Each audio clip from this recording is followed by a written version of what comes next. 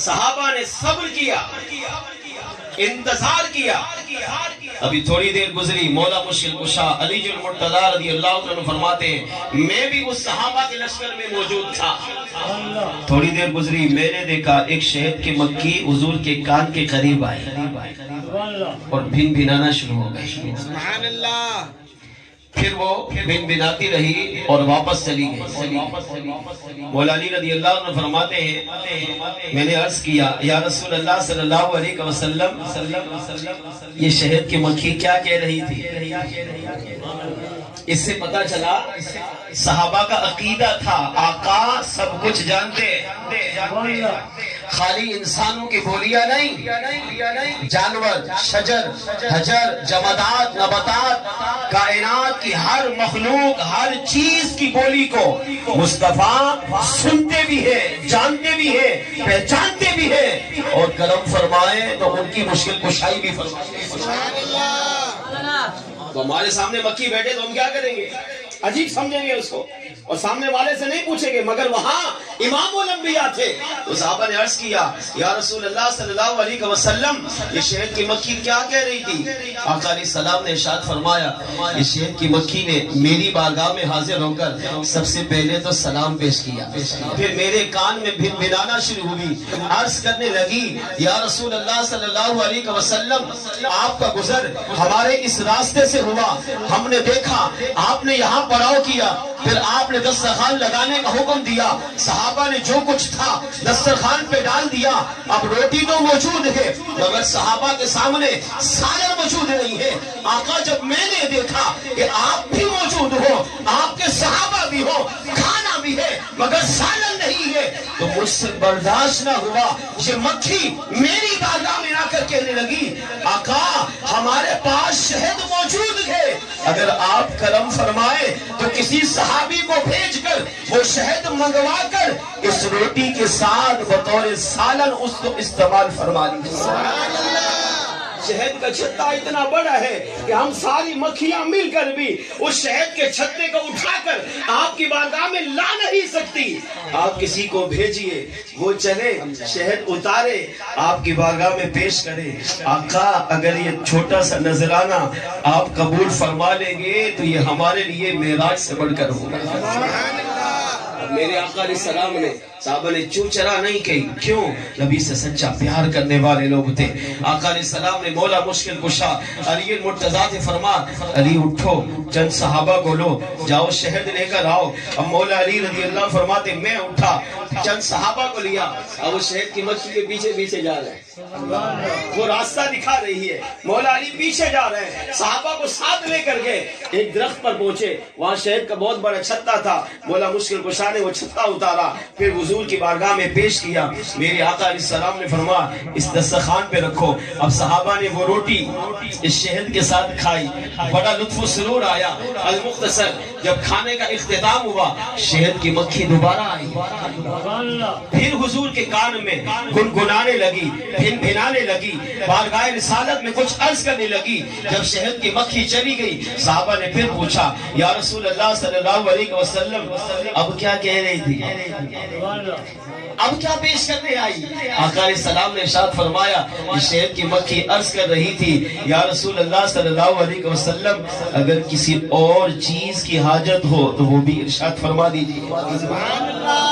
مگر میں نے کہا ہمیں اب کسی چیز کی حاجت نہیں، تو اب سرکار فرماتے ہیں میں نے شہد کی مکھی سے پوچھا اچھا یہ تو بتاؤ تمہارا شہد بڑا لذیذ تھا، صحابہ کو بڑا لطف و سرور آیا، اگر یہ بتاؤ شہد بناتی کیسے ہو، اس کا طریقہ کیا ہے؟ شہد کی مکھی نے عرض کیا یا رسول اللہ صلی اللہ علیہ وسلم ہم پھولوں کے مختلف باغوں میں جاتی ہیں، وہاں پر پھولوں کے رس چوستی ہے، اس کو چوسنے کے بعد اپنے منہ میں رکھتی ہے، پھر واپس آ کر اپنے چھتے میں ڈالتی ہے، تو بس یہ شہد تیار ہو جاتا ہے۔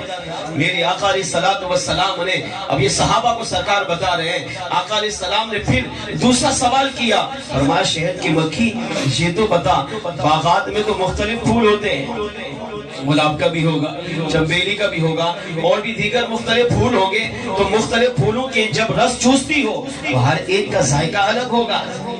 اب سارے ذائقوں کو ملا کر آپ ایک چھتے میں جب ڈالو گی تو ظاہری بات ہے اس کا ذائقہ الگ ہونا چاہیے. اتنی چیزوں کو جب آپ مکس کر کے کوئی چیز بنائیں گے تو آپ سوچیں اس کے ذائقہ کیا ہوگا. تو اس کے ذائقوں کو مختلف ہونا چاہیے, لیکن اس کا ذائقہ ایک ہی ہوتا ہے, وہ بھی میٹھا. تو آقا علیہ السلام نے جب شہد کی مکھی سے پوچھا کہ بتاؤ اس میں مٹھاس کیسے آتی ہے, تو اب شہد کی مکھی کا جواب دل سے سنیے. امام جلال الدین رومی رحمت اللہ تعالی علیہ فرماتے ہیں جب حضور نے پوچھا کہ شہد کیسے بناتی ہو, عرض کیا آقا مختلف پھلوں سے رس چوس کر چھتوں میں ڈالتی ہے بس شہد تیار ہو جاتا ہے. آقا علیہ السلام نے پھر پوچھا کہ پھول تو مختلف ہوتے ہیں تو ذائقہ بھی مختلف ہونا چاہیے, اگر ذائقہ ایک ہوتا ہے تو شہد کی مکھی نے عرض کیا یا رسول اللہ جب ہم باغوں میں جاتی ہے پھولوں کا رس چوستی ہے تو باغ میں جاتے ہوئے آتے ہوئے قدرت نے یعنی کریم رب نے ہمیں یہ سکھایا ہے کہ ہم آتے ہوئے بھی جاتے ہوئے بھی آپ کی بارگاہ میں صلاۃ و سلام پڑھتی رہتی ہے. اللہ اس صلاۃ و سلام کی برکت سے اس شہد کے تمام مختلف پھولوں کو اس کے ذائقوں کو ایک ذائقے میں تبدیل فرما کر اللہ درود و سلام کی برکت سے اس میں شہد جیسی مٹھاس پیدا فرما دیتا ہے. آقا ہاں پھول مختلف ہوتے ہیں, رنگ الگ ہوتے ہیں, ذائقے بھی الگ ہوتے ہیں, مگر چھتے سے لے کر باغ تک آپ کی بارگاہ میں درود و سلام پڑھتی رہتی ہے. پھر رس کو چوس کر جب واپس چھتے کی طرف آتی ہے تو آتے ہوئے بھی آپ کی بارگاہ میں درود و سلام پڑھتی رہتی ہے. اور عرض کیا آقا یہ درود و سلام آتے جاتے پڑھنا ہمیں رب نے سکھایا ہے, اور اللہ اس درود کی برکت سے شہد کے تمام ذائقوں کو ایک پھولوں کے تمام ذائقوں کو ایک ذائقے میں تبدیل فرما کر شہد کی صورت میں ہمیں ایک تحفہ عطا فرما دیتا ہے. امام جلال الدین رومی رحمت اللہ تعالی فرماتے ہیں مسلمان سوچ جب آقا صلی اللہ علیہ وسلم کی بارگاہ میں شہد کی مکھی درود و سلام پڑھتی ہے تو اللہ کریم درود و سلام کی برکت انہیں بھی عطا کرتا ہے, انہیں بھی عطا کرتا ہے. جب مختلف پھولوں کے ذائقوں کو ایک ذائقے میں تبدیل فرما کر شہد کی صورت میں اللہ نے ایک امت کو تحفہ عطا کیا. فرمایا جب شہد کی مکھی درود و سلام پڑھے تو سوچو آقا اسے بھی نوازتے ہیں, اس کے انعام کو بھی قبول کرتے ہیں. اے مسلمان جب تو سلام پڑھے گا تو اشرف المخلوقات ہے, تو عاشق رسول ہے. جب تو نبی کی محبت میں, نبی کے پیار میں, نبی کے عشق میں, نبی کی عقیدت میں جب تو حضور کی بارگاہ میں سلام پڑھے گا تو اللہ اس شہد کی مکھی سے بڑھ کر تجھے بھی درود و سلام کی برکتیں عطا فرمائے گا. درود و سلام کی برکت سے تیری دنیا بھی سنورے گی, قبر بھی سنورے گی, اللہ تیری آخرت کو بھی روشن فرما دے گا. میں اور آپ غور کریں ملت کی محفل میں تو آتے ہیں, کھانا بھی کھاتے ہیں, بیٹھتے بھی ہیں, سنتے بھی ہیں, سب کچھ ہوتا ہے. کیا ہم اپنے نبی پر درود و سلام پڑھتے ہیں؟ اگر پڑھتے ہیں تو مرحبا, نہیں پڑھتے ہیں تو آج کی محفل سے یہ پیغام یہ لے کر اٹھیے کہ روزانہ کچھ نہ کچھ وقت نکالیے. زندگی انتہائی مختصر ہے, کب موت آ جائے کچھ بھی نہیں پتا, کچھ بھی نہیں پتا کب کیا ہو جائے گا. بیٹھے بیٹھے سانس نکل جائے کچھ نہیں پتا. ابھی پنجاب ویڈیو چل رہی ہے, پنجاب میں محفل میلاد ہو رہی تھی, پرسوں ترسوں کی ویڈیو ہے. ایک سنی عالم دین بیان کر رہے ہیں اور حضور کا ذکر کر رہے ہیں, ذکر کرتے کرتے وہیں کرسی پہ ہی انتقال ہو گیا. کمال کے موت, اور اس وقت وہ بیان کے بعد اشعار پڑھ رہے تھے نبی کے. اس کا ترجمہ یہ تھا یا رسول اللہ کائنات کے تمام ذکروں سے بڑھ کر آپ کا ذکر جب میں کرتا ہوں نا تو بس آپ کے ذکر میں کمال ہی کمال ہے. سب سے اچھا سب سے اعلیٰ عمل یہ ہے کہ آقا میں چاہتا ہوں کہ آپ کا ذکر کرتا رہوں اور آپ کے ذکر میں ہی موت آئے. وہ یہ شعر پڑھ رہا تھا اور اسی شعر کے پڑھتے پڑھتے ہی کرسی پہ بیٹھے بیٹھے انتقال ہو گیا. سبحان اللہ, یہ اعلیٰ موت ہے, یقین کریں کمال کی موت ہے. نبی کا ذکر کر یہ تو بخشا گیا, نبی کا ذکر کرتے کرتے موت آ جائے تو وقت نکالیے, کب سانس بند ہو جائے نہیں پتا, تھوڑا سا 5 منٹ نکالیے, اپنے بستر پر بیٹھے بیٹھے اپنے آقا کو یاد کر کے سو جائیں. پھر دیکھیں مدینے والے آقا خواب میں کیسے اپنا جلوہ دکھاتے ہیں. آج یہ محبت و عقیدت کے ساتھ بارگاہ رسالت میں درود پاک رضانہ پیش کیجیے. الصلاۃ والسلام عليك يا سيدي يا رسول الله الصلاة والسلام عليك يا سيدي يا حبيب الله الصلاة والسلام عليك يا سيدي يا رحمة للعالمين وعلى آلك وأصحابك يا سيدي يا شفيع المذنبين مل کے بواز بلند صلی اللہ عليك يا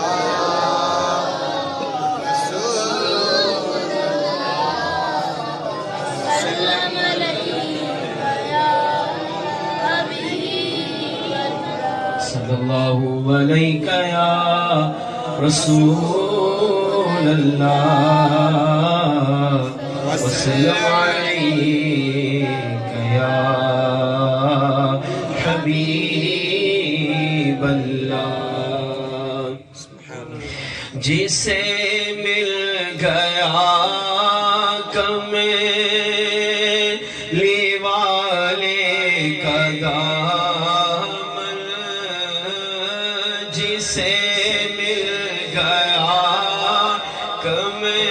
کملی والے کا دامن اسے دو جہاں کا خزانہ ملا ہے جسے مل گیا کملی والے کا دامن اسے دو جہاں کا خزانہ ملا ہے بھلا باغ جنت کو وہ کیا کرے گا بھلا باغ جنت کو وہ کیا کرے گا مدینے میں جس کو ٹھکانہ ملا ہے جسے مل گیا کملی والے کا دامن اسے دو جہاں کا خزانہ ملا کسی کو زمانے کی دولت ملی ہے کسی کو جہاں کی حکومت ملی ہے کسی کو زمانے کی دولت ملی ہے کسی کو جہاں کی حکومت ملی ہے میں اپنے مقدر پہ قربان جاؤں بولو میں اپنے مقدر پہ قربان جاؤں مجھے تو نبی کا آستانہ ملا ہے میں اپنے مقدر پہ قربان جاؤں مجھے تو نبی کا آستانہ ملا ہے جسے مل گیا کملی والے کا دامن اسے دو خزانہ ملا آزانے دیے جا نمازیں پڑھے جا شب و روز سجدوں پہ سجدے کیے جا آزانے دیے جا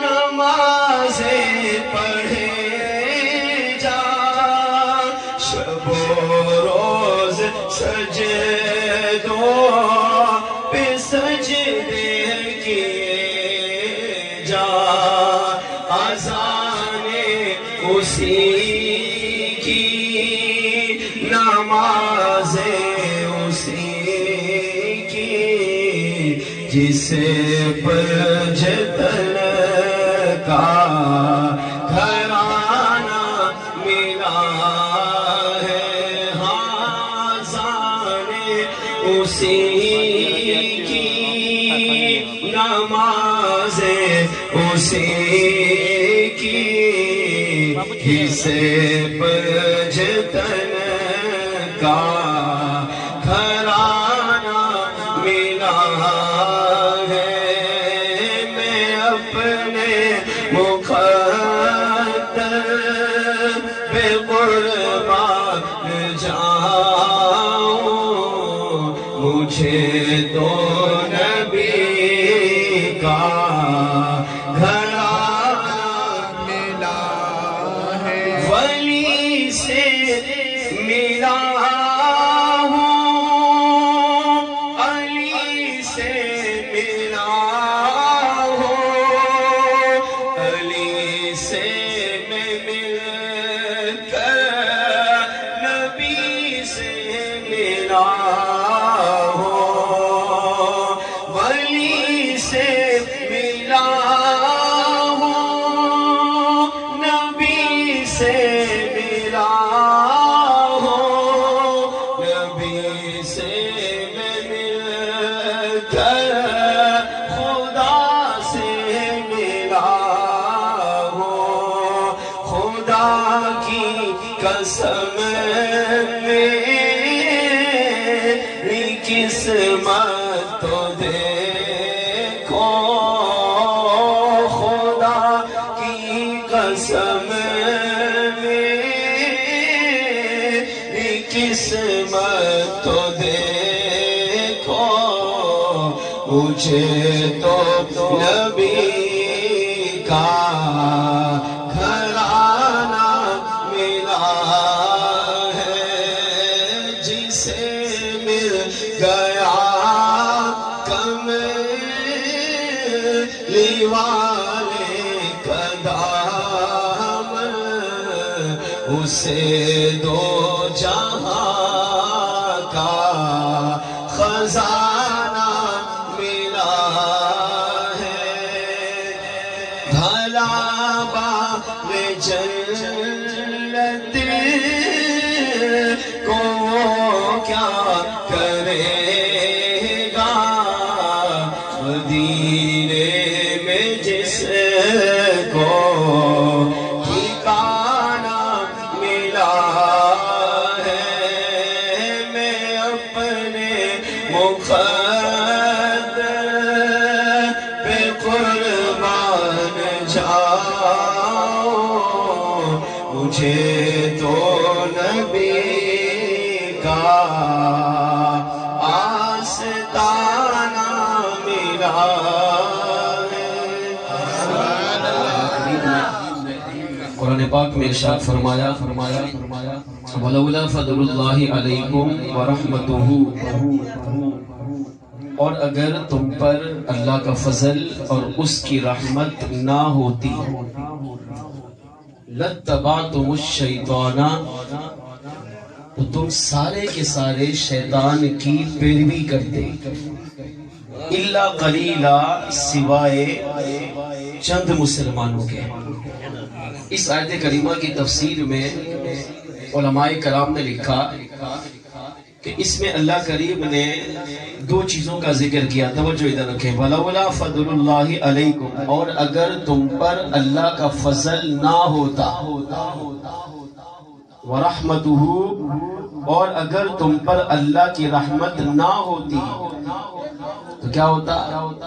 ساری انسانیت لَاتَّبَعْتُمُ الشَّيْطَانَ، تم سارے کے سارے شیطان کی پیروی کرتے، اللہ قلیلہ، سوائے چند لوگوں کے جن کو اللہ شیطان کی پیروی سے بچا لیتا، یعنی پاکیزہ مقدس لوگ۔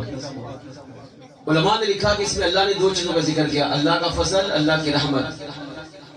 آخر کون سا اللہ کا فضل ہے کہ جس کی وجہ سے ہم شیطان کی پیروی سے بچ گئے؟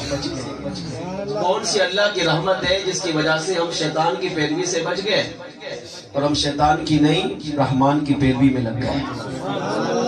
تمام مفسرین نے لکھا کہ اس آیت کریمہ میں اللہ کے فضل سے مراد بھی حضور کی ذات، اللہ کی رحمت سے مراد بھی حضور کی ذات۔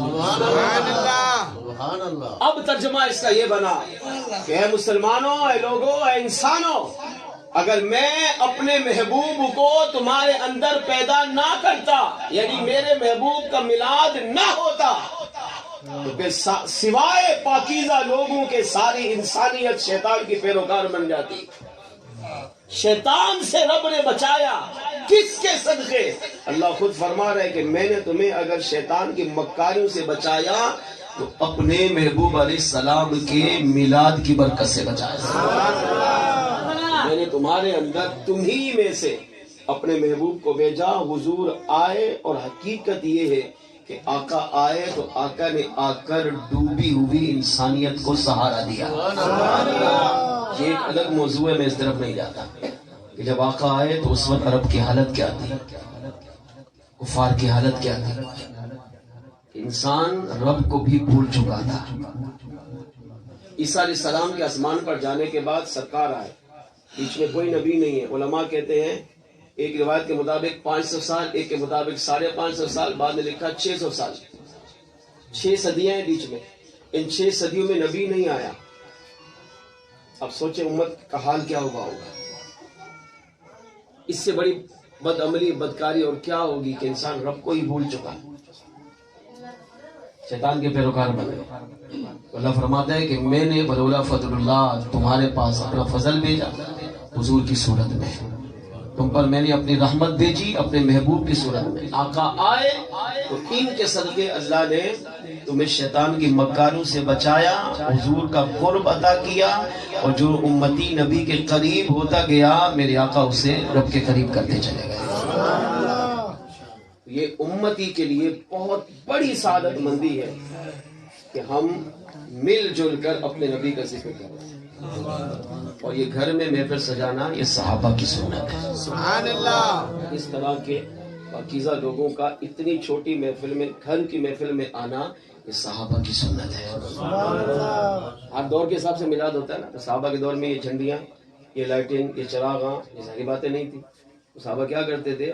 ربیع الاول میں بھی، ربیع الاول کے علاوہ میں بھی مل جل کر اپنے نبی کے ذکر کی محفل سجا لیتے ہیں، جس میں گھر والے بھی کبھی گھر والے کو بلا لیتے ہیں، کبھی پڑوسی کو بلا لیتے ہیں، کبھی اہل محلہ کو بلا لیتے ہیں، اور یوں مل جل کر اپنے نبی کا میلاد مناتے ہیں۔ اب سنیے میرے آقا علیہ الصلوۃ والسلام کا میلاد کتنا بابرکت عمل ہے۔ ایک روایت اور پھر موسی پاک علیہ رحمت کی ایک روایت عرض کر کے ہم سلام کی طرف بڑھتے ہیں۔ مصطفیٰ جان رحمت صلی اللہ تعالیٰ علیہ وسلم کا میلاد آدم علیہ السلام سے لے کر عیسیٰ علیہ السلام تک ہر نبی نے منایا۔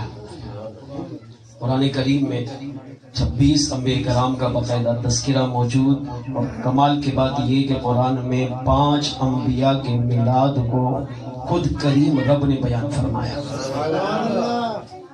اور 7 انبیاء کرام علیہ السلام ایسے ہیں جنہوں نے باقاعدہ اہتمام کے ساتھ مصطفیٰ جان رحمت صلی اللہ علیہ وسلم کا میلاد منایا، اور بزرگوں نے اپنی کتابوں میں ان کی سیرت کو لکھا۔ ان میں سے ایک اللہ کے نبی سیدنا سلیمان علیہ السلام کی ذات مبارکہ ہے۔ بڑے کمال کے نبی تھے، اللہ نے بڑی شانیں، بڑی عظمتیں ان کو عطا کی۔ نبی ویسی شان والا ہوتا ہے مگر ہر نبی کو اللہ نے کچھ خاص معجزے دیے.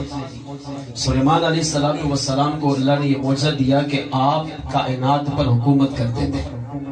مثلا آگ، ہوا، پانی، سورج، چاند، ستارے، پوری کائنات پر آپ کا حکم چلتا ہے. جنات، انسان، ہر مخلوق آپ کا ادب کرتا ہے. اسی طرح ہوا بھی آپ کے تابع تھی. آپ ہوا سے جو فرماتے ہوا وہ کرتے. اللہ کے نبی سلیمان علیہ السلام ایک دن گھر تشریف لائے. اپنے خادم کو بلایا. آپ نے فرمایا کہ جاؤ جلدی فلاں کو بلا کر لاؤ. خادم باہر نکلا. جو آپ کا صحابی تھا وہ باہر گیا. کچھ لوگوں کو جمع کر کے سلیمان علیہ السلام کے پاس لایا. وہ لوگ پتہ کون تھے؟ ان میں اس وقت کے علماء اور اس وقت کے اولیاء تھے. صرف پاکیزہ لوگ، مقدس لوگ، ان سب کو سلیمان علیہ السلام نے جمع فرمایا. جب لوگ جمع ہوئے تو آپ نے سوال کیا، جانتے ہو میں نے تمہیں کیوں بلایا؟ لوگوں نے کہا اللہ کے نبی آپ ارشاد فرمایا کہ آج میرا دل یہ چاہتا ہے کہ میں تمہارے ساتھ کائنات کی سیر بھی کروں اور اسی سیر میں اپنے آقا کا میلاد بھی مناؤں. وہ لوگ جو استعمال کرتے تھے لفظ، وہ کہتے تھے ہم حضور کا ذکر کریں گے، میلاد کا لفظ استعمال نہیں کرتے تھے. لیکن اعلیٰ حضرت فرماتے ہیں کہ جس محفل میں حضور کا ذکر ہو جائے وہی محفل میلاد ہوتی ہے. سبحان اللہ. اللہ کے نبی سلیمان علیہ السلام نے فرمایا اب یہ بھی نبی کا میلاد ہے. دیکھیں کتنا اعلیٰ میلاد. ہمارے میلاد میں تو ہر طرح کا بندہ، بچہ، بوڑھا، جوان، مرد، عورت، ہر ایک محفل میں آ جاتا ہے، ہر ایک میلاد مناتا ہے. چاہے نیک ہو، متقی ہو، پرہیزگار ہو، چودھری ہو، وڈیرا ہو، سردار ہو، کوئی بھی ہو، پورا ہو یا نیک ہو یا اچھا ہو، ہر ایک حضور کی محفل میلاد میں آتا ہے اور میلاد کی برکتیں سمیٹ کر جاتا ہے. اگر اللہ کے نبی سلیمان علیہ السلام نے اپنے وقت کے علماء، اپنے وقت کے مشائخ اور اپنے وقت کے صرف اولیاء کو جمع کیا، اور کیوں جمع کیا؟ فرمایا میرا دل چاہتا ہے آج اس آقا کا ذکر کروں جس آقا کا انتظار آدم علیہ السلام سے لے کر مجھ تک ہر نبی کرتے آیا ہے. سبحان اللہ. انہیں کہا کہ شان بیان کرے سرکار کی. اب میلاد دیکھیں کیسے. ایسا میلاد کسی نے نہیں منایا. آپ نے ہوا کو حکم دیا، فرمایا ہوا ایک تخت پیش کر. ہوا نے تخت پیش کیا. آپ نے ان اولیاء علماء سے کہا تخت پہ سوار ہو جاؤ. سارے تخت پہ سوار ہو گئے. آخر میں اللہ کے نبی سلیمان علیہ السلام تخت پہ سوار ہوئے. ہوا سے کہا ہمارا تخت اڑا اور ہمیں کائنات کی سیر کرا. اب ہوا نے تخت اٹھایا، اب کائنات کی سیر ہو رہی ہے. اب اس تخت پر موجود علماء، اولیاء، مشائخ، صوفیاء، ان کے اندر اللہ کے نبی سلیمان علیہ السلام نے میرے اور آپ کے میلاد والے آقا کا ذکر خیر فرمایا. اب حضور کی شان بیان کی. لوگ سوال کرتے گئے، آپ جواب دیتے گئے. کسی نے کہا ان کا نام کیا ہوگا؟ فرمایا آسمانوں پہ ان کا نام احمد، زمین پر ان کا نام محمد ہوگا. وہ پاکیزہ نبی ہے کہ جن کا انتظار آدم علیہ السلام سے لے کر مجھ تک ہر نبی نے کیا. یہ وہ آنے والی مقدس ہستی ہے کہ جن کا وعدہ اللہ نے عالم ارواح میں ہم سے لیا کہ اگر تمہارے ہوتے ہوئے اے انبیاء میرے محبوب آئے، وہ آخری نبی، وہ سید الانبیاء، وہ سید الرسول تشریف لائیں تو پھر میرے محبوب پر ایمان بھی لانا، میرے محبوب کی مدد بھی کرنا.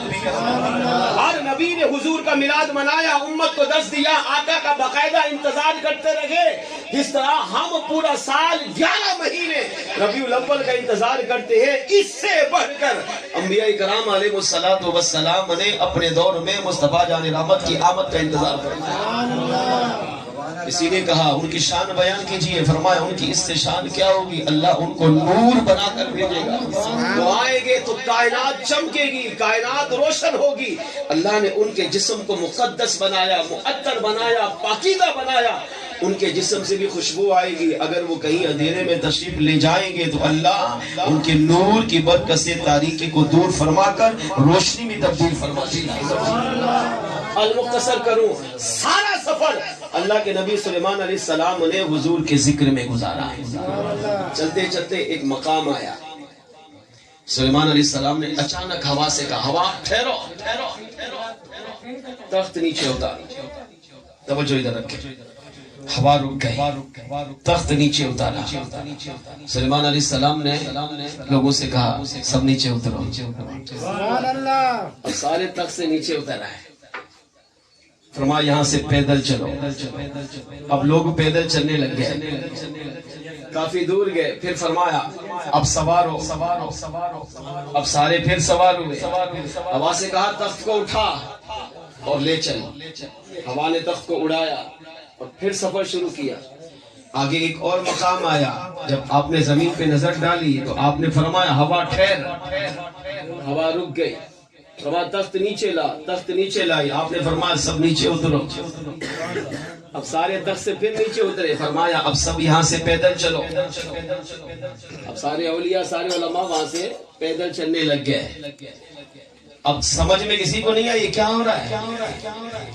آپ دیکھ لیں، ہم اگر کسی سواری میں سوار ہوں اور اچانک بغیر گاڑی کی خرابی کے ڈرائیور بولے سارے نیچے اترو اور سارے یہاں سے وہاں تک 1 کلومیٹر 2 کلومیٹر پیدل چلو، اب ہماری حالت کیا ہوگی؟ ہم کتنی باتیں کریں گے، کتنا برا بلا اس کو کہیں گے کہ چلو گاڑی خراب ہو تو سمجھ میں آتا ہے نیچے اتارے، گاڑی بھی ٹھیک ہے اور آپ کہہ رہے ہیں پیدل چلو۔ ہر ایک سمجھ سکتا ہے کہ ان کے دماغ میں اب کیا کیا آیا ہوگا، کیا کیا باتیں آئی ہوں گی، مگر وہ سارے اولیاء تھے، وہ علماء تھے، وہ صلحاء تھے، وہ پاکیزہ لوگ تھے، وہ اعتراض نہیں کیا انہوں نے۔ کیوں؟ کیونکہ وہ جانتے تھے یہ اللہ کے نبی ہیں اور نبی جو بھی کرتا ہے وہ اپنی مرضی سے نہیں رب کے حکم سے کرتا ہے۔ المختصر آگے پھر سفر شروع ہوا، فرمایا سوار ہو۔ سوار ہو گئے، ہوا سے کہا اب سیر کرا، سیر کرتے کرتے اپنے گھر پہنچے۔ اب تک سے نیچے اترے، جب لوگ جانے لگے ایک نے سوال کیا کہ اے اللہ کے نبی یہ ارشاد فرمایا 2 مقام پر آپ نے ہمیں تک سے نیچے اتارا، پیدل چلایا، پھر سوال کیا، آخر بتائیں تو صحیح وہ 2 مقام کون سے تھے؟ وہاں بظاہر ہم نے بھی دیکھا وہاں کھنڈر کے علاوہ کچھ بھی نہیں تھا، چٹیل میدان کے علاوہ کچھ بھی نہیں تھا، وہ تو بنجر زمین تھی، وہاں آبادی کا نام و نشان بھی نہیں تھا۔ یعنی ان کے کہنے کا مطلب یہ کہ کوئی مقدس مقام تھا نہیں، مگر آپ نے وہاں اتار کر ہمیں پیدل چلایا۔ اس کی وجہ کیا تھی؟ اب اللہ کے نبی سلیمان علیہ السلام نے جو جواب دیا وہ دل سے سنو۔ آپ نے فرمایا اے میری امت کے اولیاء، میری امت کے علماء، اگر یہ راز جاننا چاہتے ہو تو پھر سنو۔ جب ہم تخت پہ سوار ہوئے اور ہوا نے تخت کو اڑایا، ہم سیر کر رہے تھے اور مصطفیٰ جان رحمت صلی اللہ علیہ وسلم کا ذکر کر رہے تھے۔ اللہ نے حضور کو کیا شانیں دی، کیا مقام عطا کیا، اس کا بیان ہو رہا تھا۔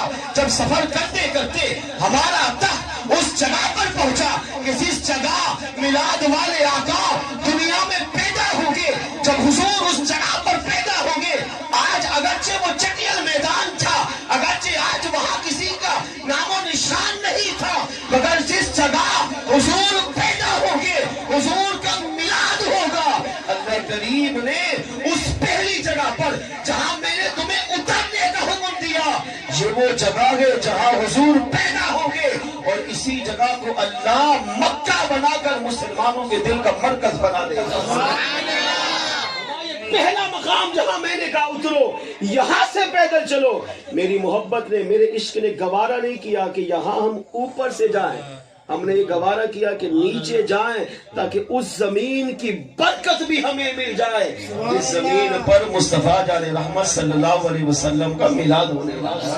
کون سی جگہ تھی؟ مکہ مکرمہ تھا، اس کے اوپر سے گزرنا گوارا نہیں کیا، یہاں سے ادھر کر پیدل گئے۔ پھر فرمایا سنو، جب دوسرا مقام آیا اور میں نے کہا نیچے اترو، پیدل چلو، اگرچہ وہ بظاہر کھنڈر تھا، چٹیل میدان تھا، بنجر زمین تھی، وہاں سبزہ نہیں تھا، آبادی نہیں تھی، اگرچہ کوئی مقام و مرتبہ نہیں تھا، مگر سنو میری امت کے علماء اولیاء، یہ وہ جگہ ہے کہ آقا پیدا مکہ میں ہوں گے، اور جس نبی کا میں تذکرہ کر رہا تھا وہ نبی مکہ چھوڑ کر ہجرت کریں گے، اس جگہ آئیں گے، اگرچہ یہ اس وقت یثرب کہلائے گا، مگر جب وہ میلاد والے آقا اس جگہ پر اپنا مبارک قدم رکھیں گے تو اللہ اس جگہ کو حضور کے قدم کی برکت سے مدینہ طیبہ بنا کر مسلمانوں کے دل کی دھڑکن کا مرکز بنا دے گا۔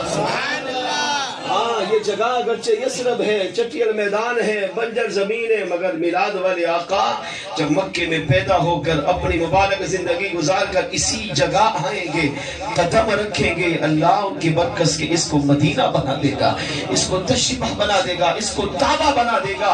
حضور یہاں آرام کریں گے، شہید حضور کا وصال ظاہری ہوگا، شہید حضور کا مزار بنے گا، اور فرمایا میری امت کے علماء سنو، یہ وہ مقام ہوگا جہاں حضور جلوہ فرما ہوں گے، اور حضور کی برکت سے اللہ اس مدینہ تشریفہ کی محبت ہر مسلمان کے دل میں داخل فرمائے گا۔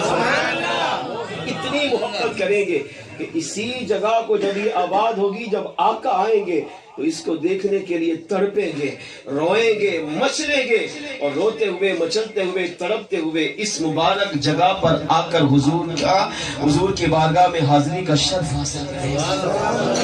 جب یہ کہا، اب یہ گفتگو سن کر آپ کے اس وقت اس میلاد کی محفل میں موجود علماء صلحاء ساروں قطار رونے لگے۔ علماء نے لکھا ان کی آنکھوں سے آنسو جاری ہو گئے۔ ایک عاشق رسول کھڑا ہوا، اس نے جوش محبت میں عرض کیا، اے اللہ کے نبی بتائیے وہ آقا کب آئیں گے جس آقا کا میلاد آپ منا رہے، جس کا تذکرہ آپ کا کر رہے، جس کی ولادت کی جگہ بھی آپ نے بتا دی، جن کی ہجرت کی جگہ، وصال کی جگہ، مزار کی جگہ بھی آپ نے بتا دی، اور دونوں مکے مدینے کی آپ نے عظمت کو بھی بیان کیا، تو آپ بتائیں وہ آقا کب آئیں گے؟ اللہ کے نبی سلیمان علیہ السلام نے فرمایا وہ تقریباً چند ہزار سال کے بعد آئیں گے۔ اب اس وقت کے لوگوں کی عمر 1000 سال ہوتی تھی۔ اس نے کہا اللہ کے نبی اگرچہ میں امتی آپ کا ہوں، آپ سے محبت کرتا ہوں، آپ سے پیار کرتا ہوں، ایمان آپ پر رکھتا ہوں، مگر اس نبی کی شان سن کر، ان کی عظمت سن کر میں ان پہ فدا ہو چکا ہوں۔ اگر آپ اجازت دیں تو میں یہاں سے ہجرت کر کے اس جگہ کو آباد کر کے ساری زندگی اس مدینے والے آقا کا انتظار کروں گا۔ اگر وہ میری زندگی میں آ گئے تو میں ان کا کلمہ بھی پڑھوں گا، ان کی دین کی مدد بھی کروں گا، ان پر ایمان بھی لاؤں گا، ان کا دیدار بھی کروں گا، اور اگر میرے نصیب میں دیدار نہ بھی ہوا تو کم از کم میری آنے والی نسلیں تو ان کا دیدار کریں گی، ان پر ایمان لائے گی، ان سے محبت کا اظہار کرے گی، ان کے غلام بنے گی۔ اللہ کے نبی سلیمان علیہ السلام نے فرمایا تمہیں اجازت ہے۔ یہ گھر گیا، اپنے بیوی بچوں کو لیا، رخت سفر باندھا، اور سب سے پہلے آ کر مدینہ طیبہ کو اس نے آباد کیا۔ شیخ عبدالحق محدث دہلوی رحمۃ اللہ علیہ فرماتے ہیں اس سے پتہ چلا مدینے کی بنیاد ہی عشق رسول پہ رکھی گئی ہے۔ عشق رسول پر جس شہر کی بنیاد رکھی گئی ہو، اس شہر کی عظمت کی دلیل یہ ہے کہ آج کائنات کا ہر سنی مسلمان اس مدینے کی محبت کے لیے تڑپتا ہے، مچلتا ہے، روتا ہے، اور جب وہاں جاتا ہے تو اس کی کیفیت ہی کچھ اور ہوتی ہے۔ اس سے یہ بھی پتہ چلا کہ اللہ کے انبیاء کو اللہ علم غیب عطا کرتا ہے۔ ابھی اس وقت آپ دیکھیں مکہ باقاعدہ شہر کی صورت میں نہیں تھا، مدینہ شہر کی صورت میں نہیں تھا، مگر اللہ کے نبی جانتے تھے اس جگہ آقا پیدا ہوں گے، اس جگہ حضور کا وصال ہوگا، یہ مکہ بنے گا، یہ مدینہ بنے گا، مسلمان کے دلوں کی دھڑکن بنے گا، مسلمانوں کے دلوں کا مرکز بنے گا۔ یہ بھی پتہ چلا کہ ہمارے آقا وہ ہیں کہ جن کا میلاد اللہ کے نبی سلیمان علیہ السلام بھی منایا کرتے ہیں۔ نبی میلاد منا رہے ہیں، آپ کے امت کے اولیاء، آپ کی امت کے علماء، آپ کی امت کے صلحاء نے حضور کا ذکر کیا، اور اتنا کمال کا ذکر، کمال کی محفل سجائی۔ تو آئیے مل کر آپ بھی اپنے نبی کے ذکر میں شامل ہو جائیے۔ تیرا کعبہ میں تیرے گیت گاوایا رسول اللہ، کوئی رب خاموش نہ رہے، مل کے پڑھیے۔ تیرا میلاد میں کیوں نہ مناواں یا رسول اللہ، میرا دل بھی چاہتا ہے، میرے گھر بھی تو سیاہ، میرا دل بھی چاہتا ہے، میرے گھر بھی تو سیاہ، تیری راہ रहवा दे विच पलका बिछावाया रसूल अल्लाह तेरी रहवा दे विच पलका बिछावाया रसूल अल्लाह तेरा मीलाद में क्यों ना मनावाया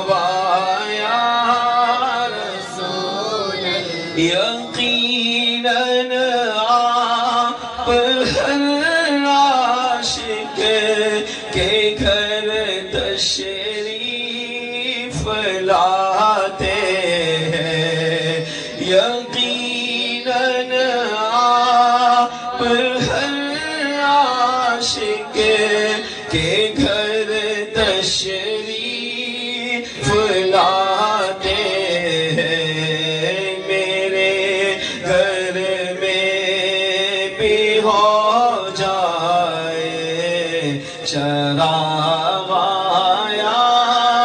रसूल अल्लाह मेरे घर में भी हो जाए चरावाया रसूल अल्लाह तेरा मीलाद में क्यों ना मनावा या रसूल अल्लाह तेरा मीलाद में क्यों ना मनावा या रसूल अल्लाह। इससे आप अंदाजा करें कि हम कितने खुश नसीब हैं कि ये पाकीज़ा मुक़द्दस लोग हुजूर की विलादत से पहले हुजूर के मिलाद से पहले आका का मिलाद मनाते थे इंतजार करते थे हुजूर के तराने गाते थे जिक्र की महफिलें सजाते थे हालांकि ये मुक़द्दस लोग वो अपनी किस्मत पे नाज करते थे इंतजार करते थे काश आका अभी आ जाए अभी पैदा हो जाए अभी हुजूर का मिलाद हो जाए काश उस आका का दीदार हम भी कर लें हम कितने खुश नसीब हैं कि अल्लाह ने हमें पैदा ही हुजूर की उम्मत में किया उलमा बैठे हैं 1,24,000 कम बेश अंबिया में से 313 रसूल हैं इनमें से 12 रसूल जो नबी भी थे रसूल भी थे ऐसे गुजरे हैं जो नबी होने के बावजूद भी तमन्ना करते थे ए अल्लाह काश हमें तो अपने महबूब का उम्मती बनाता हालांकि नबुव्वत से बढ़कर कोई मर्तबा नहीं है सबसे बड़ा मर्तबा अल्लाह ने जो इंसान को अता किया ना वो नबुव्वत और रिसालत का अगर नबुव्वत और रिसालत के बावजूद भी 12 अंबिया ये तमन्ना करते थे काश अल्लाह तो हमें अपने महबूब का उम्मती बनाता हम भी तेरे महबूब के उम्मती बनते हैं उनका दीदार करते हैं उनसे मोहब्बत करते हैं प्यार करते हैं उनके जिक्र में जिंदगी सवार देते हैं सुनिए वैसे पाक रहमतुल्लाह तआला अलैहि के जिक्र और वो भी मिलाद की सूरत में है सुभान अल्लाह। मिलाद वाले आका वो अजीम आका है कि अगर मिलाद मनाने वाला चाहे गरीब हो मुफलिस हो मोहताज हो शर्त यह है कि वो दिल से मोहब्बत से अकीदत से प्यार से मनाए दिखावा ना हो रियाकारी ना हो तकब्बुर ना हो गुरूर ना हो नखरा ना हो वावा ना हो नमूद नुमाइश ना हो चाहे वो घर में ही महफिल सजा ले चाहे उसकी महफिल में कोई भी ना आए लेकिन अगर उसने दिल से नबी का मिलाद मनाया है तो मेरे आका ऐसी मिलाद की महफिल को भी कबूल भी फरमाते हैं और करम फरमाए तो तशरीफ भी ले जाते हैं इस बात को इस रिवायत से समझिए खलीफा बगदाद ने एक दिन ऐलान किया ये उस वक्त की बात है कि जब मेरे और आपके आका 11वें वाले पीर रोशन ज़मीर हुजूर शेख अब्दुल कादिर जिलानी रहमतुल्लाहि ताला अलैहि हयात थे खलीफा बगदाद ने अपने घर में अपने महल में मिलाद की महफिल सजाई اب بڑے لوگوں کی محفل میں بڑے لوگ ہی آئیں گے، جیسے وزیر اعظم کرے یا کوئی منسٹر کرے، بڑا ذمہ دار اگر محفل سے گھر میں تقریب رکھے تو ظاہر ہے ہر ایک غریب نہیں جائے گا، امیر جائیں گے اور وہ جائیں گے جن کی جان پہچان ہوگی، وہ جائیں گے جن کو باقاعدہ دعوت پیش کی جائے گی۔ تو خلیفہ بغداد نے اپنے محل میں حضور کے ذکر کی محفل سجائی، یعنی میلاد کا اہتمام کیا، اعلان کروایا، اپنے ایچی کو بھیجا، کہا جاؤ پورے بغداد میں اعلان کرو، بغداد کے اطراف میں اعلان کرو کہ کل فلاں وقت میں میرے اس محل کے اندر مصطفیٰ جان رحمت صلی اللہ علیہ وسلم کے ذکر کی محفل ہوگی، حضور کا میلاد ہوگا، تو اس میں شرکت کریں۔ اب الچی گیا اور اس دور کے حساب سے انہوں نے اس پر اعلان کیا، پیغام کو عام کیا۔ اور دوسرا اعلان یہ تھا کہ میری اس محفل میں زمانے کے ولی کامل شیخ عبد القادر جیلانی، اولیاء کے شہنشاہ غوث پاک رحمۃ اللہ تعالی علیہ بھی تشریف لائیں گے۔ سبحان اللہ۔ جب غوث پاک کا نام سنا تو اب کون نہیں آئے گا؟ جیسے ہم کہتے بھائی فلاں محفل میں سے جعفر آ رہے ہیں، فلاں بزرگ ہستی آ رہی ہے، تو ظاہر ہم کہتے چلو یار میلاد بھی ہو جائے گا، حضرت کا دیدار بھی کر لیں گے، سبحان اللہ۔ ان سے دعا بھی کرا لیں گے، یہ تو ہماری پرانی عادت ہے الحمدللہ۔ اب جب یہ اعلان بغداد والوں نے سنا تو ہر ایک دوڑا، میں محفل میں شرکت کروں گا، ایک نیت تو یہ کہ نبی کا میلاد ہے، اور دوسری نیت یہ ہے کہ غوث پاک خود تشریف لا جائے، سبحان اللہ۔ ان کی زیارت بھی کروں گا، ملاقات بھی کروں گا، ان سے دعا بھی کراؤں گا۔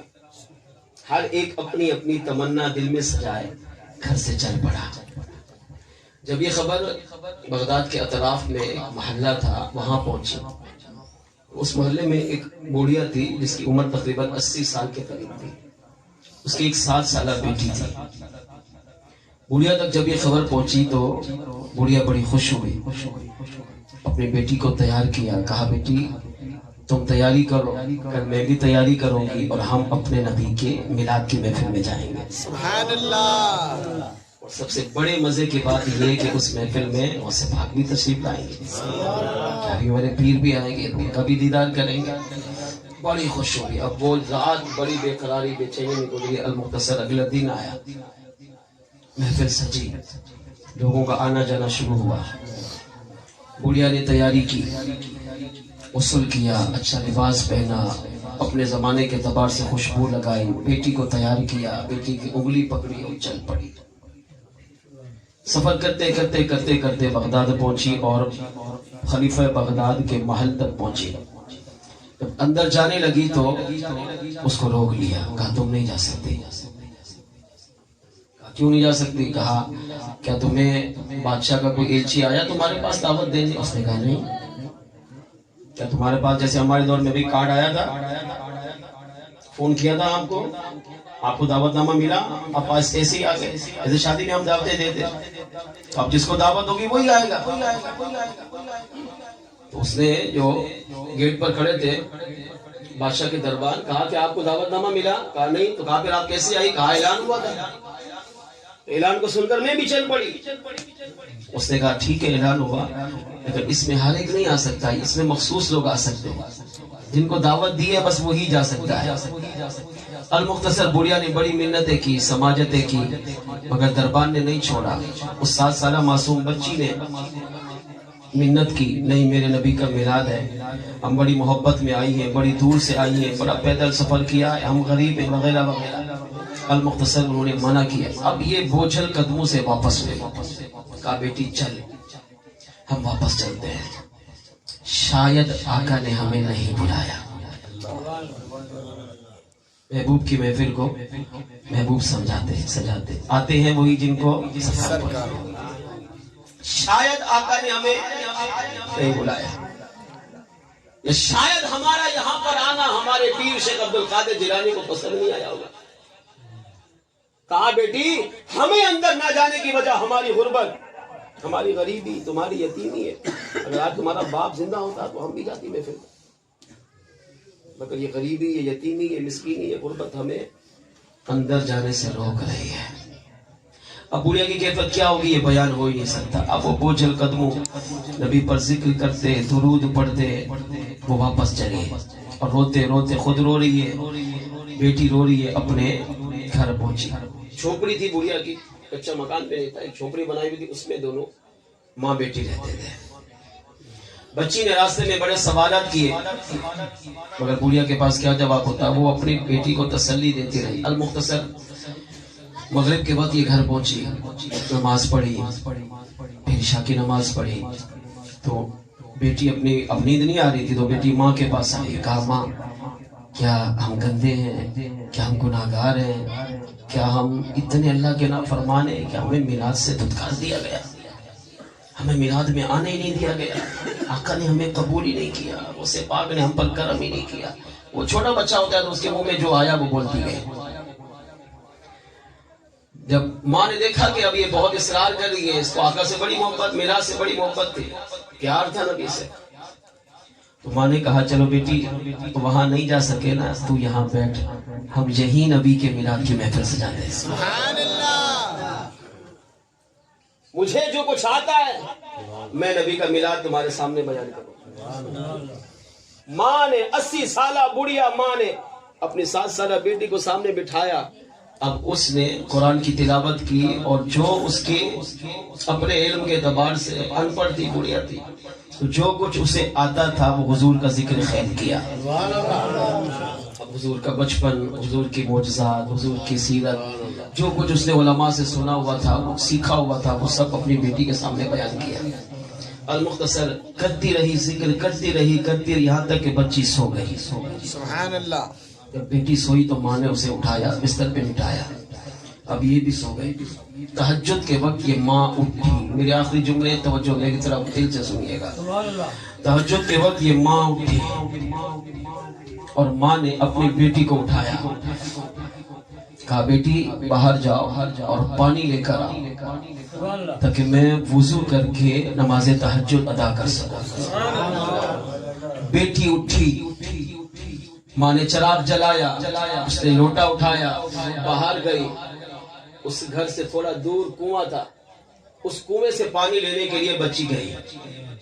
جیسے بچی گئی تو فوراً واپس آ گئی، اور بیٹی کے ہاتھ کانپ رہے تھے اور ہاتھوں سے لوٹا گر چکا تھا اور سانس پھوٹ رہی تھی. تو بڑھیا ماں نے پوچھا بیٹی کیا ہوا؟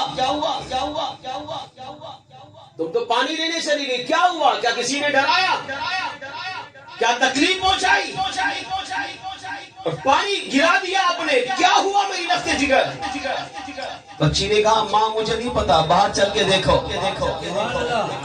اب 80 سالہ بڑھیا کہتی ہے میں اپنی اس جھوپڑی سے باہر آئی تو میں نے کیا دیکھا کہ میری جھوپڑی کے باہر تہجد کے وقت زمانے کے ولی کامل، غوث، قطب، ابدال، قلندر، ولیوں کے شہنشاہ حضور شیخ عبد القادر جیلانی میری جھوپڑی کے باہر تشریف فرما تھے اور میری جھوپڑی کو ہاتھ لگا لگا کر بار بار چوم رہے تھے. بڑھیا کہتی ہے جب میں نے غوث اعظم جیلانی کو اپنی جھوپڑی کے باہر دیکھا تو قدموں میں گر پڑی.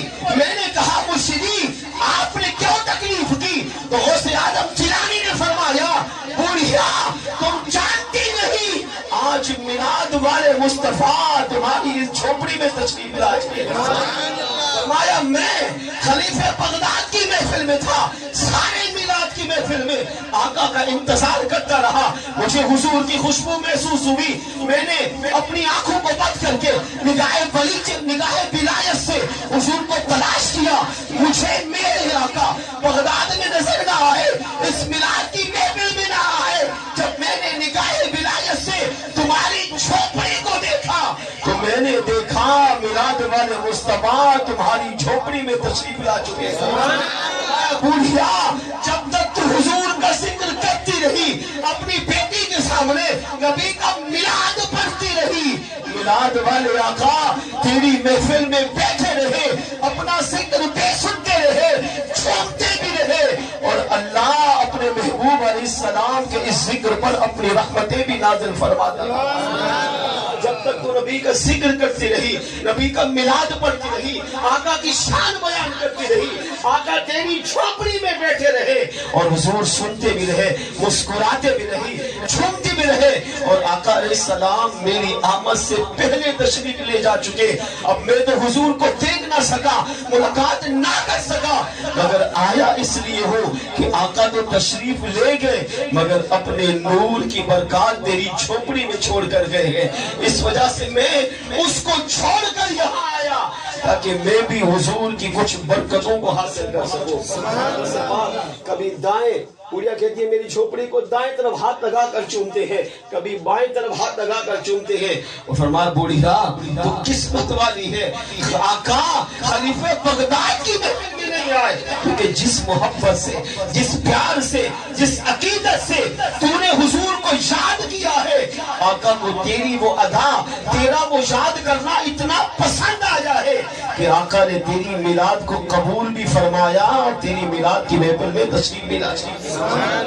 اس سے پتہ چلا, علماء نے لکھا, اگر امتی چاہے غریب ہو, چاہے مفلس ہو, چاہے محتاج ہو, اللہ نے وسعت دی تو بڑے پیمانے پہ نبی کا میلاد کرے. اور اگر غربت ہے, مفلسی ہے, حالات کا تقاضا یہ ہے کہ حالات بڑے پیمانے پہ اجازت نہیں دے رہے, چھوٹے پیمانے پہ اپنے نبی کے ذکر کی محفل سجائے, لیکن دل میں پیار سچا ہو, عقیدت سچی ہو, محبت سچی ہو, تو آقا اس سچی محبت کی وجہ سے ایسی محفل کو قبول بھی کرتے ہیں اور کرم فرمائے تو اس محفل میں تشریف بھی لاتے ہیں.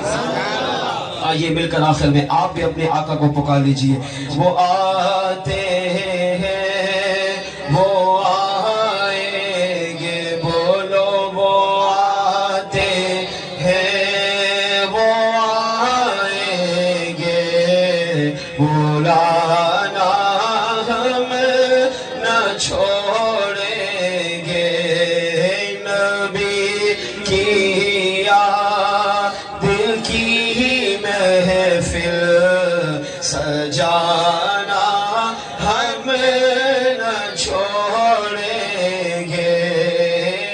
نعرہ یا رسول اللہ لگانا ہم نہ چھوڑیں گے. پکارا جب مصیبت میں چلے آئے میرے آقا, پکارا جب مصیبت میں چلے آئے میرے آقا, وہ آتے ہیں, وہ آئیں گے, بولانا ہم نہ چھوڑیں گے. واللہ وہ آتے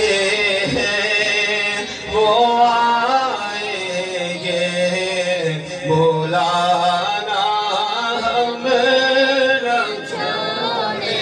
کہو تو چھوڑ دیں گے ہم جہاں کی محفلیں ساری, کہو تو چھوڑ دیں گے ہم جہاں کی محفلیں ساری, مگر میلاد کی محفل سجانا ہم نہ چھوڑیں گے, مگر میلاد کی محفل سجانا ہم نہ چھوڑیں گے.